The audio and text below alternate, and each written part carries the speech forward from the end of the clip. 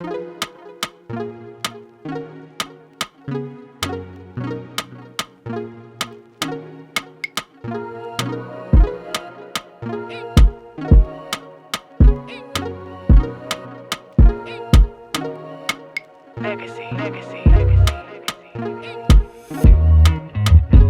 guys, and welcome back to another episode of SofaTalks. Today I am joined by a fantastic radio presenter and host, Chloe Mykel.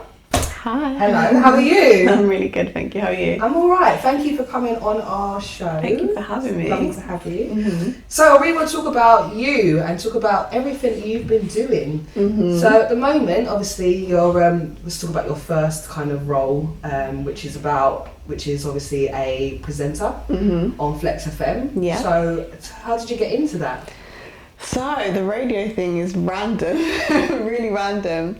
I was a makeup artist for like 7 years, so for a long time. I thought it was going to be like my career forever. I loved it, and then I just kind of like fell out of love with it. But I've always loved music. Like I was brought up around music. My dad's like a music fanatic, and it's always been something that has been very kind of like big in my life, but never something I thought I would do as a career. And then I just got older. I just thought, what really makes me happy? Like, what do I actually want to do? And I was like, music makes me happy. So I was thinking, okay, like, how can I do something to do with music that kind of fits me and fits my personality? And I like to talk. I like so music. Do I. Exactly. So I was like, okay, like radio. And I just started thinking about it, and I just thought, I can really see myself on radio. So I was like, all right, I have no experience, like, it's not like I can just, go to Capital Extra or One Extra and say, hey, give me a job, like, obviously I need to start from the beginning, so I just started going online and just, like, Googling, like, okay, how do you get a radio job? So I saw, like, a few little vacancies for, like, community radio stations. I was just applying for them. Obviously, I had no experience, but there was this one, and the guy like just put his number on it, so I thought, okay, cool, I'll just ring him, or I think I texted him or called him, I don't know, and I was just like, hey, like, I've never done radio before, and I think he could kind of like see like my personality and just see that I was quite, like passionate and stuff. I was like, I love music, like, and I think I'd be really good, like, I just had to try and like big myself up. And he was like, okay, do you know what, I'm gonna give you like a chance, like, come for an interview. So I went and like met him, and again, I just told him what I was all about, and I think he could, like, he liked my personality and stuff, and he just kind of took a chance on me. And probably your confidence. Yeah, as well. I tried to come across like, like it's going to be a good thing if you take me on, basically. Yeah. Like, I'm not going to let you down. Yeah. And yeah, he just literally left me to it. Like, he actually, when I say he left me to it, I'm not going to say what station it was, but he didn't teach me nothing, like everything. Yeah, because do you get some sort of like training? I thought he was going to, host? No. So he put me in this room with like all the stuff, like all the technical stuff, and I was like, I've never done this before. I literally just taught myself everything. Wow. And then I just loved it. Like every week I'd go radio, like I'd leave and I would just feel so great. And I said to myself from the beginning, even if I have 2 listeners a week, I don't care. Like that's not why I'm doing it. Like them 2 listeners, if they enjoy my show, like I'll go there every week and do it. And that's just literally how it started, and it just literally built from there. It's really interesting that you've come from kind of like a makeup artist background, and you people are always surprised. It's but then really then they think about it, they're like, difference. oh, I can see you doing that. People always joke, like, because I'm from Essex as well. They're like, oh, you're from Essex? Oh, makes sense. Like, Essex girl, like, Makes sense, yeah. And also, I'm looking at your makeup now, and your makeup is like flawless. But yeah, I'm so basic these days. Like, it's so funny. I went from being the type of person I'd have like different kind of eyeshadow every day, but these days I don't even like wearing makeup. Is that because we're in lockdown though? Because I'm feeling like that. I think I don't know. No, I think for the last few years I've just kind of just enjoyed just being myself more, which sounds so like, like, oh, I'm more myself now, but I just don't feel like I need to wear loads of makeup anymore. It's just, I don't know. It's probably partly laziness. I think I'm getting older. I'm just lazy now. As you're getting older, I can't be bothered. Yeah. So being a radio host, obviously it's all about your personality, and you know, I feel like you've got a really big personality. We've been following you for quite some time. Like to see what you're posting on Instagram. So what other kind of developments have you got going on with your career? What else are you trying to kind of branch out to? There's loads. So obviously, I've got radio. I was saying earlier as well, I'm learning to mix as well. So even though I'm on radio, DJing. I'm not like My show is not like a DJ set or anything. It's just like because we always assume. Well, I always assume anybody that's a presenter on a radio show, I assume that they're DJs as well. Yeah. So is that not the case? No, because obviously it's say if you did like a breakfast show, you wouldn't be mixing it like during breakfast. You'd just be like obviously talking. And my show is a bit more of like a presenting show. Like I have like games that I play sometimes, and I have guest topics. So it's more of like a daytime like talking kind of like. Obviously there's music. Yeah, there's music. Like it's mostly music, but there is talking. Whereas if I was going to do an evening show, I'd be like mixing, and I probably wouldn't be talking that much. And I want to be able to do both. I want to be able to have like a daytime show and then maybe like sometimes do like an evening show or something. So yeah, I'm learning to mix, so that's been fun. It's hard. Like people don't realise like DJing, like there's a lot that goes into it. I can't imagine trying to learn how to mix. Nah, and different genres are different. So like I like a lot more like rap, hip hop. And then when I decided to learn, like the guy who's teaching me, shout out to Solly because he's been teaching me. He was like, "You do realise you've started with the hardest genre to mix." Oh really? So what's the easiest genre to mix? I think like house and like dance and even maybe garage and stuff. I think I don't know. That's just what he said anyway. I don't know. I might be wrong. She might. He was like, we'll just go with what you're saying. He was like, you're starting with the most difficult genre of music, but then I thought at least I'm starting with the hardest. So hopefully, because I like everything, I do like all genres. So I love house. So at least if I start with the hardest one, hopefully then that means I can just mix house. Oh, you obviously like a challenge. I don't know. I like a challenge. You know what? Yeah, I do. You like to push yourself, don't you? I do. So yeah, as far as other stuff, mixing. So hopefully by the end of this year, I want to be like mixing and DJing, and hopefully if we're allowed out, I want to do like clubs and stuff. So that will be fun. Let's pray.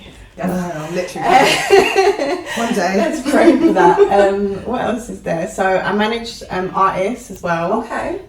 So I manage. I think I've taken on a couple more. I think there's 4. Yeah, I've got 4 artists at the minute. One of them is my brother. I'm going to just shout them all out as well, just to plug them. But one of them is my brother. He's called Young M. Then I've got Alami Still. He's another one of my artists. Then I've got an amazing girl. She's called REK. She's very new. She's not released anything yet, but she's sick, so look out for her. And then I've got an artist called Jax as well. He is a rapper. He's like more of a drill kind of vibe. So I've been doing artist management for over 2 years now. And recently set up like I don't want to call it like a management company, I've called it like a collective. Okay. So it incorporates like artist management, but it's also, I'm building like a team basically. So it's going to be like graphic designers, videographers, directors, just anyone in the music industry, like creatively. I want to kind of build a team that obviously my artists can use, but we also kind of like outsource, other people, up and coming other people. Yeah, and a lot of it is about up and coming artists. That's what I'm all about, like supporting emerging artists, new talent. Because I just love music. I love discovering new people, and I don't like listening to like commercial stuff all the time. Like I don't know. There's so much out there, and I think it's wasted sometimes when we just listen to the same people. You know what? There is a lot out there at the moment, but then I feel like there's a pro and a con because you've got the industry is just it's so saturated. It's really saturated. It's so saturated. You can make anyone can kind of make a beat, and everyone is making music. Yeah. So how do you know who are the right kind of artists to manage? What's your criteria? I think you can definitely tell someone apart who is serious about what they want to do and not like, and a lot of these young artists, they want to do it because they see, what comes with it, the lifestyle, the money, like chains, cars, which is all fun. Don't get me wrong, like the music industry is a fun place to be, but it also takes a lot of work and it's not glamorous, and you will be trying for a very long time before you get to that point. And I think some people will look at me and see that I'm a manager and they'll send me a DM and be like, oh my God, like, I'm trying to blow this year, can you manage me? Like, and it's like they want me to put them on or do something for them, where it's like it's actually them that needs what can you do? Like, you're the artist, you have to put in the work. I'm here to help you, but I can't click my fingers and make you a star. Do you get what I mean? And I think you can always tell them people who are willing, like I like an artist who is willing to put in the work themselves and not rely on me to do everything, because like I say, like I've got a million and one other things I'm doing at the same time. I can't baby you. Yeah. Do you get what I mean? So yeah. That's an interesting thing. So what is your work-life balance like? Because you've obviously got your radio show once a week. You're managing four or five artists. It's non-existent. How do you... Work-life balance is non-existent for me. But like we were saying earlier, like it's been harder as well during like lockdown and things, because obviously working from home a lot, you just don't have that balance, and I have to make sure, you know, the area that I'm working in my house is separate to the area that I'm chilling in, because it just gets too much, and you have to be really strict on yourself. And I think I think a lot of people have underestimated how hard like the work from home thing actually is. It sounds great. You're in your house. It sounds fantastic. You go to the fridge whenever you want, but you don't have that balance and the motivation, and you get lazy. And you have really got to be disciplined. So I'm still working on it, and like just doing everything yourself as well, because like everything I do, everything you see from me, I've done it. Like I make my own graphics, I do every single thing, like everything's with my show. I produce my own radio show, I don't have a producer, like everything is me. So when you're doing everything, like you just don't have time. You're a woman of like so many talents, honestly. It's just crazy, but I think I just like to tell people as well, like you can just teach yourself to do anything, and I think this is a very good time for anyone who maybe has a bit more time on their hands. If there's something that you've been wanting to do or learn, like please just do it. Like go on YouTube, you know, see how someone else, like there's someone that's made a tutorial for everything. Like you can go on YouTube and see how to boil an egg. Do you know what I mean? Yeah, exactly. There's something on there for everyone. So I definitely would say like, yeah, it's a lot of hard work, but if you can do things on your own, it's always best to know how to do it, because I don't know, maybe I'm just fussy, but I like to do things myself because I know it's getting done properly and it's how I like it, you know. Maybe it's a little bit of control, I don't know, but so you've kind of been on this journey now for about 2 years, because obviously you've been presenting for 2 years. Yeah, almost 2 years, yeah. Managing artists as well for around the same time, and you know, you come across very confident, like very educated in the sense that you know exactly what you're trying to do and where you're trying to go. Did you always feel like that, or at the beginning was it? How did you feel at the beginning?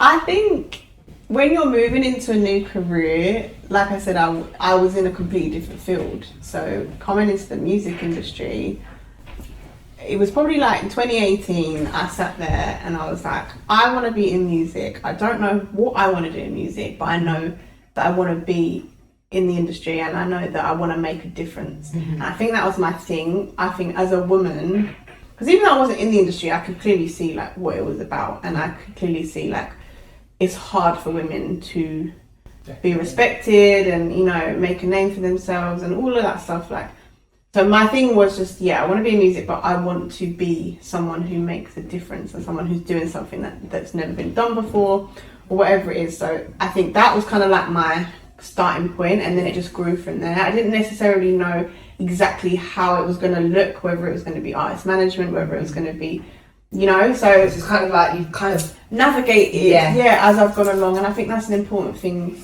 like for anyone who is maybe looking to, not even just in music, but if you're looking to change your career, I think sometimes you don't have to know. You have to be flexible, and as you go through your journey, you might discover that actually you thought you wanted to go that way, but actually you want to go that way, and that's not a bad thing, because you sometimes put yourself in a box and you say, okay, I'm going to do X, Y, Z, and that might not be the thing for you, and that's okay. And it's okay to change your mind and change direction. So I just tried to keep it very much like, let me just see where this goes. I might end up over there, I might end up over there, but whatever I'm doing, I just want to enjoy it. And that was my thing. And that's a really key point then, isn't it? Just making sure that whatever you're doing, you're enjoying it, and then you'll kind of fall into or follow the right path. Exactly, yeah. So being a woman in this music industry, obviously you just touched on it a little bit there, but it's very difficult being a female in this industry. So, you know, what's your experiences been like? Have you had any kind of like pushback at all? Had any challenges? Do you know what? I'm very kind of grateful, because I haven't ever had any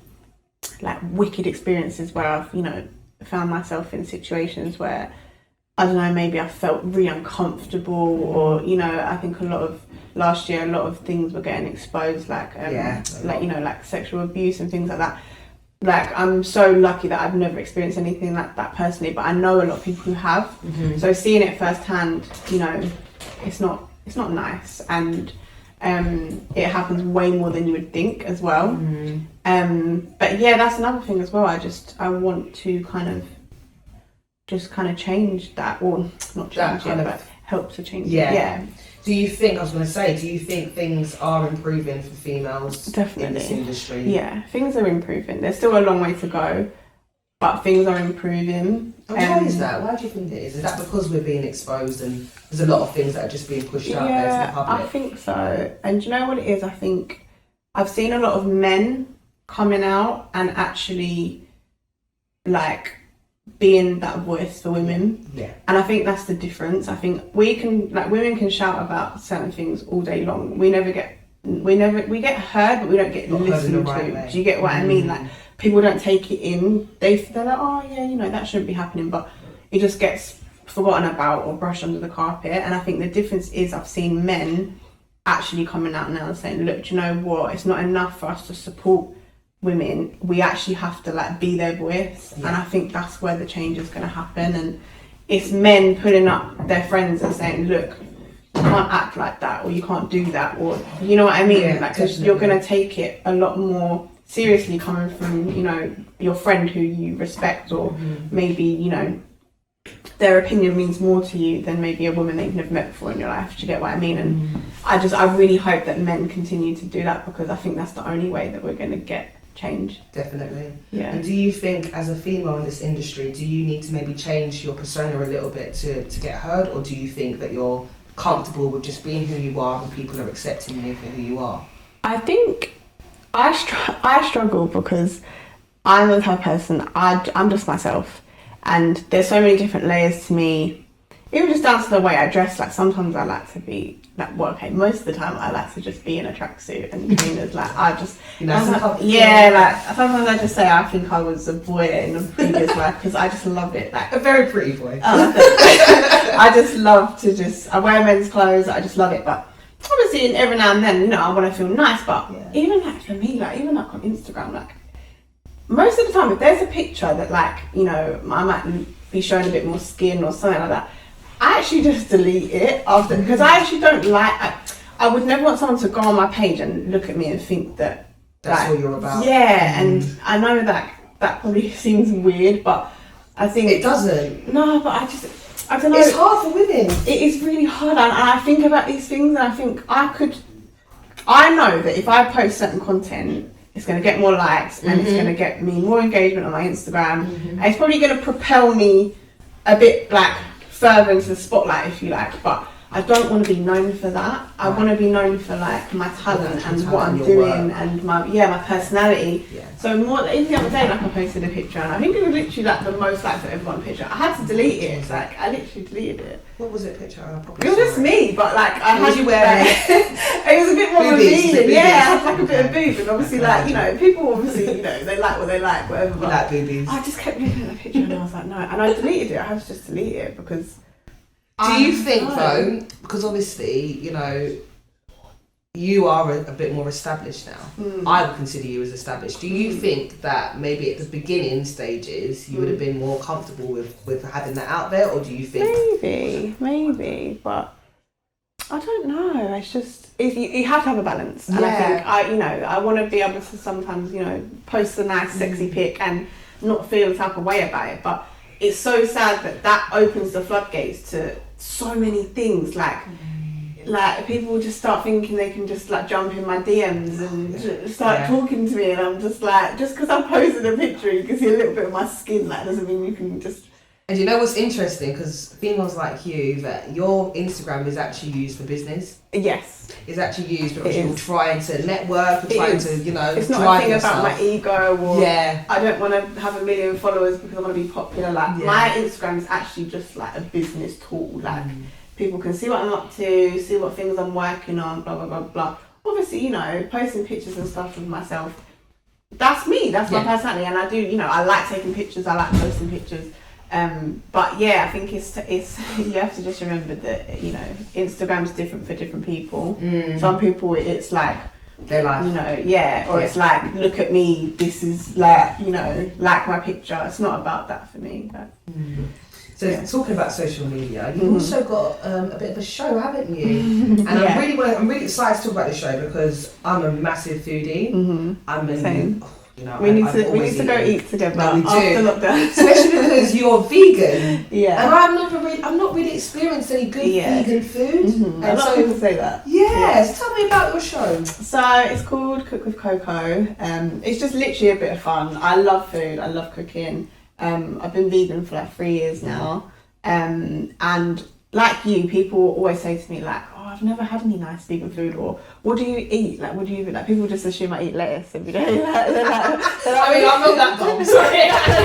But they do. They're just like, but if you can't eat chickpeas, you can't eat. Yeah, is it like chickpeas? Is it hummus every day? Like, what are you eating? So I kind of wanted to just be like, no, do you know what? Like, I eat good. Like, and I just wanted to share like easy recipe ideas, quick recipe ideas that people can make. Because I think for a lot of people as well, they think it's hard to cook nice vegan things because obviously you do have to be a bit more adventurous. I have that in my mind. That is hard, but also it's expensive. Is it not? Do you know what? It's actually cheaper. It depends how you do it. So obviously there's a lot of like vegan meat replacements. Yeah. So you can get vegan burger, you can get anything, chicken, blah blah blah. Some of those brands, obviously, because it's still considered like a speciality kind of thing, obviously it's a bit more expensive. But if you just wanted to just eat, you know, just like whole plant-based foods, you know, like vegetables, fruit and all of that stuff, it's cheap. Like, you go to the supermarket, you're buying all fresh stuff. You can make curries, you can make loads of things. You don't have to, it's actually cheaper. Like, it can be cheaper. So what made you decide to go into veganism? Again, it's just, my life is just a series of random decisions. I literally just woke up one day and I think I went on Instagram and I think I literally saw someone who was vegan and they were talking about doing Veganuary. I don't know if you've heard of that. Yeah. So it's like kind of like dry January or one of them things. So a lot of people just try vegan for the month of January. And they were saying that they were doing it, I think this was like a few days before New Year, because a few days before I literally just went to like a steak restaurant and had like a massive steak. I was like, what am I even doing? But I was like, yeah, do you know what? Like, that was your last steak ever? Yeah, it was. I like you said, I do actually like a challenge. So for me, I was really heavily into my fitness at this time. I was going to gym all the time. And I thought, how can I kind of like amp up my fitness thing? So I'll do Veganuary. I'll just go vegan and I'll cut out meat for a month, see how I get on. So literally in my mind, it was never a thing of, I'm going to do this forever. It was just like, let me give it a go. And then I got like 2 weeks in.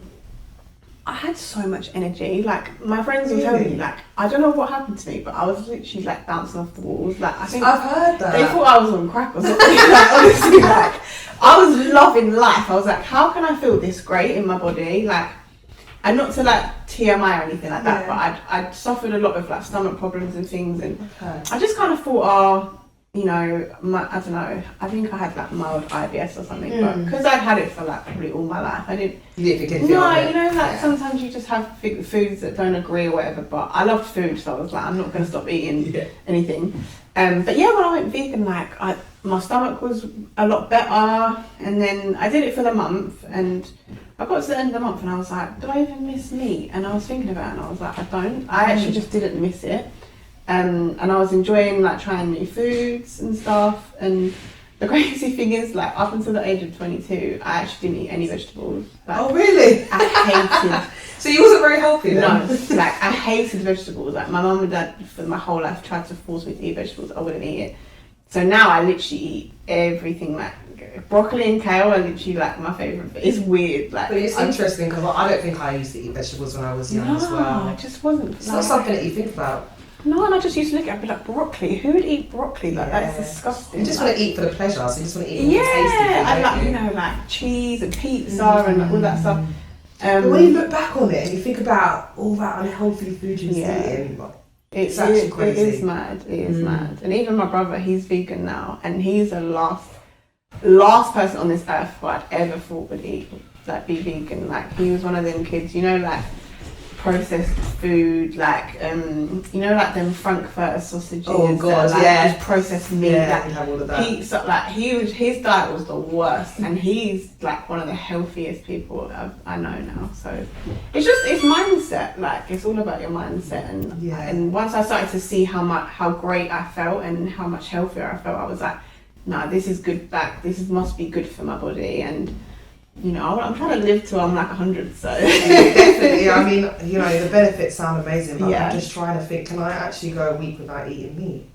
I don't know. I think, like I say, it's mind over matter, and a lot of it's habit. Because when you break down your food, you're like, okay, what do you normally eat? You have like a meat, a veg, and a potato, like a carb, yeah. So then when you take the meat away, you're like, what, veg and carb? Like, that's boring. Yeah. But then you have to just kind of be a bit more adventurous and replace the meat with something else. So yeah, like something a bit of flavour, because obviously the chicken is what brings the flavour, isn't it? Yeah. So you've got to bring some spices into it. Yeah. So it's just the mindset change. You could definitely do it. I mean, I'll try. You could definitely. I've been told to do it. So for like last 3 years, I've been. But ease yourself in. Like people always think, oh, if I'm gonna go vegan, I've got to cut. No, like maybe just a few times a week, eat meat less. Yeah. Cut out dairy, like, you know, if you dairy. If you're a meat. I don't know if I can do that. No, but like, okay, do you drink tea or do you have milk with anything? Hot chocolate. Okay, yeah, so then just swap it for almond cheese. Milk. Okay, cheese is. Do you know what? Cheese is the one that gets everyone, because cheese. Number one, it's addictive. We know this, but obviously it's nice. Like, and that's the one thing people find hard to get rid of is the cheese. Because what do you have on a vegan pizza? Vegan cheese.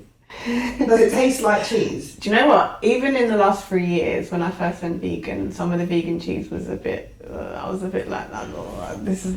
But I think the recipes and like the formulas that they've done now, some of the vegan, like you wouldn't even know. Like I made a mac and cheese the other day, and my boyfriend, like he is not vegan, but he was like, I wouldn't even know it wasn't cheese. Really? Yeah, okay. Yeah. Okay. So you're gonna make me a mac and cheese? Yeah, I'll make you one. I will definitely be hunting you down for that. Yeah, message me. I'll send you one. So, lockdown has been the bane of everybody's lives for the past year. How has lockdown been affecting you and also your work? It's not been easy, but I've tried to take as much from it as I can, and I think a lot of people have got more time on their hands now, if they're unable to do like their normal stuff, or maybe they're unable to work or whatever it may be. And when I first we went into lockdown, that was me. I was kind of transitioning from a few things I was doing, and I found myself thinking, okay, I've got more time on my hands, what can I do? And that's just when I really just started focusing on all my things that I wanted to do. I started a podcast. I did a podcast last year. What's the name of the podcast? It's called the Self-Made Podcast. I follow the Self-Made Podcast. I didn't know you was part of that. Yeah, so it's interesting. The Self-Made Podcast, and it's just all about like self-development and kind of like a self-empowerment. I had a lot of amazing guests. I had a guest every episode. And yeah, that was something I wanted to do for a long time, but I just didn't have the time. So lockdown gave me the chance to do that. I did all that myself and put that out. So there's a whole series, so go check that out. I have also recorded series 2. It's all done, but just haven't had time to edit it together. So yeah, I did that. Like I just kind of tried to just every day get up and just be productive, but also just like appreciating like the little things. So even for me now, if I go to Asda and buy do like a bit of shopping and come home and like make a nice dinner, like that to me is just like it's funny how happy things are what's keeping us going at the moment, because there's so many people going through it right now, and you know, losing everything, like lost their job, like you know, having to provide for their families and struggle, like it's just crazy, like what people are going through. So I think just every day I've just been trying to like be grateful for like the little things that I have. But I think for everyone it's just been hard. I think you've been very inspirational, because you know going through this and actually taking the time to find stuff to motivate yourself with and keeping yourself going is not easy at all. That is really motivational. And I'm sure there's a lot of people that will be listening to this and be thinking, oh, yeah, right, I need to do something now. To inspire them. Yeah, but also as well, if you're not, I just want to stress as well, like, it's okay. And I think a lot of people, like, are seeing people maybe like me who are just like constantly doing things and constantly productive and thinking, oh, like, you know, and it's making them feel like they should be. But at the end of the day, like I say, if you're waking up every day and you're happy and you're going to bed at night and, you know, you're happy, that's the main thing. And if that's watching Netflix all day for 12 hours, do that. If that's being productive and, you know, working on something that you like, a project or something, do that. But I think it's just about like whatever makes you feel the best. Everyone has their own time, don't they? Yeah. And your time right now, you might be in a place where you're feeling mentally capable, strong, to go exactly. Do it. Whereas others you're won't not possibly be feeling like that. So, and I've had them moments where I've laid in my bed for like a week and not done anything. I think you all have. No, I've done that. So it's however you feel at the time, and I think it's just taking every day as it comes as well. Some days you'll have amazing, productive days, and you'll do an at-home workout and all that, and then I feel great that day, and then the next day I'm like a slob. Like, but the fact is, we're all humans, aren't we? Human, and it is what it is at the end of the day. Great. Yeah. Okay. Is there anything you would like to tell anybody that would possibly, any young people that are trying to get into, you know, presenting or even artist management? Yeah. Is there any words of wisdom you could give them? I would just say, obviously in those kind of like fields of work, but just in general, if there's something that you want to do, I think just don't be afraid to just do it, and don't be scared about being rubbish at it, because like I was saying at the beginning, I had no experience in like any of this stuff, and I just managed to, you know, learn, teach myself, network, and now I'm in a position where, you know, I'm doing it, and I literally started from a completely different career. So I think just don't be afraid to do what you want, and if there's something that you love, follow it. Like, and everyone who you look up to now started from the beginning. Yeah, so yeah. I love that. Your confidence is key. Yeah, 100%. Yeah, you have to believe in yourself. Trust me. That's what it is. Mentally being positive. You have to believe, like, you have to see yourself as the best. Yeah. Now, and then you end up becoming that. If you go into it and you're like, oh, I'm never gonna be else, and then you're not gonna grow. So you have to just like believe in yourself. Very, very true. Okay, thank you so much for your time. It's been lovely talking to you and really getting some insight and some information as to, you know, how you've developed into the industry. And we just want to say thank you for coming on SofaTalks, and we wish you all the best for your future. Thank you for having me. Thanks, guys.